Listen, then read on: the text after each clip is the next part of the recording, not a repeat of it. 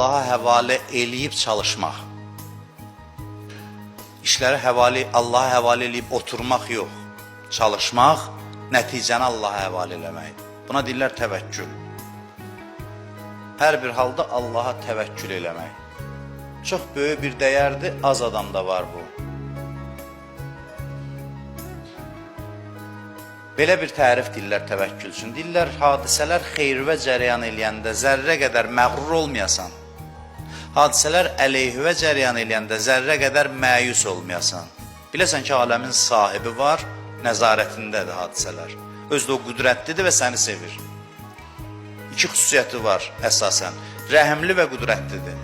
Gücü hər şeyə çatır, səni də çox sevir. İşlər də onun əlindədir. Vəssalam, adam arxayındır. Arxayın ol, sonra işvə davam elə, heç bir istiraba düşmədən. Hərdən Allah bu hissi bizdə imtihan eləmək üçün bir söz neyinir? Hamının başına gəlib yəqin.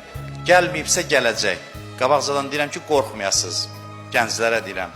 Hərdən belə bir şey olur ki, Allah məngəniyə salır. Yəni, bütün qapılar bağlanır. Zahiri səbəblər gücdən düşür. Heç nəylə görürsən ki, vəziyyət həll eləmək mümkün deyil. Bax, bu həll edici nöqtədir. Ki, sən o məqamda sırf imanın yoxlanılır. Musa Peyğəmbər necə qoşunla gəldi. Gəldi, çatdı çaya. Bu yan çaydı, o yanda Firondu. Vəssalamda heç nə yoxdur. Baxırsan, hər şey səndən üst çevirib. Bəziləri qorxdu, Musa aram. Dedi, narahat olmayın, Allah bizdəndir. Dənizi yardı.